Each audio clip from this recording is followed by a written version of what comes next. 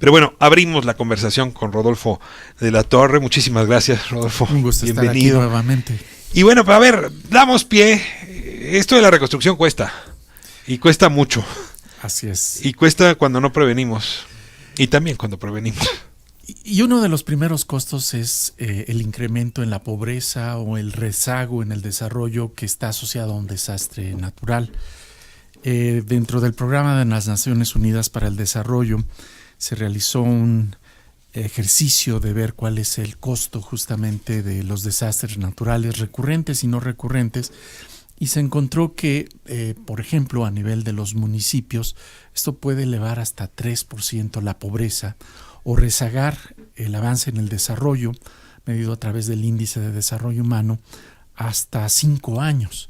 Es decir, si tienes localizado un desastre, pues es como si perdieras la mitad de una década de lo que vas avanzando gradualmente.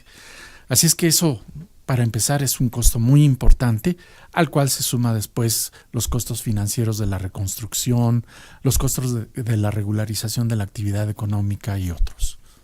La precariedad, por lo menos en la Ciudad de México y también en los estados, que quienes se vieron más afectados son ciertas poblaciones que regularmente son más vulnerables, ¿no? Y ahorita hablamos mucho sobre la Roma, la Condesa, etcétera, pero no hablamos sobre Xochimilco y sobre Jojutla y lugares que todavía a 2 años del sismo no han sido reconstruidos. Justamente lugares como Oaxaca o como Chiapas, algunos municipios en particular, pues ven tremendamente afectada su infraestructura, y no me refiero a la pública, sino a la de las familias, y esto abre nuevamente brechas de desigualdad a las que ya existían.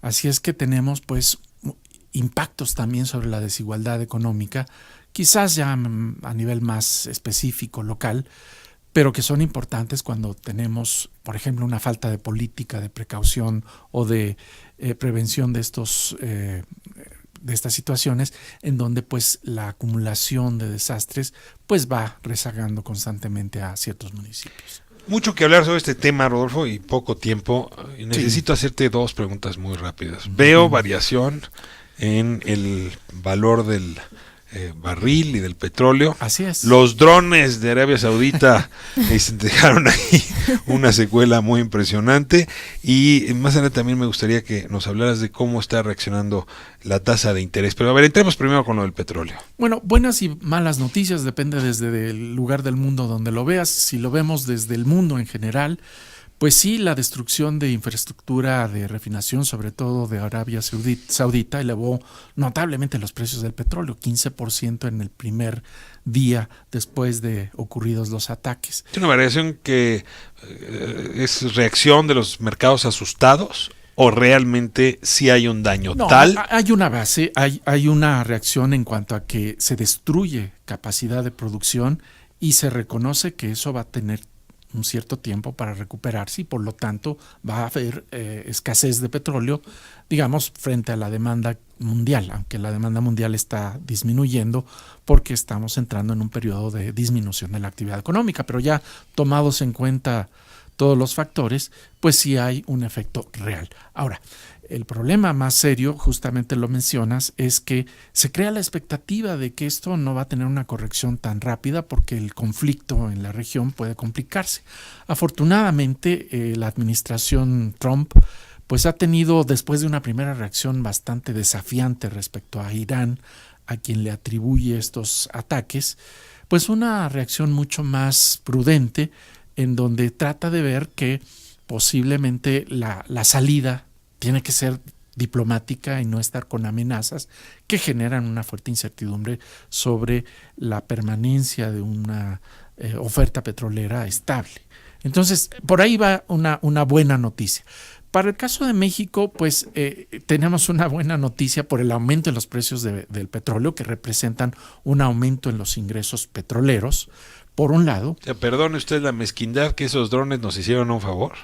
Pues ciertamente que tiene un lado positivo. Es una situación en donde pues quizás al mundo de repente no le vaya tan bien, pero a México no le va a ir tan mal. Pero me refiero principalmente al gobierno federal, que es el que tiene pues ingresos provenientes del petróleo.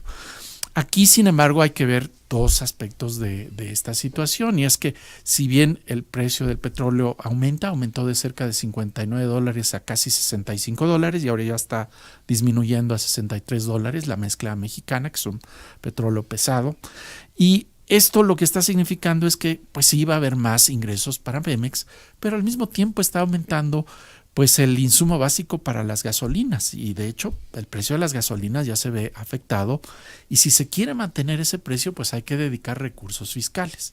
A lo que me refiero es que no todo ese aumento en el ingreso a final de cuentas va a poder utilizarse, porque una parte pues si se decide mantener el precio de la gasolina estable pues ya va a estar separado de esas ganancias para simplemente no recibir el golpe a la hora de cargar el tanque de gasolina.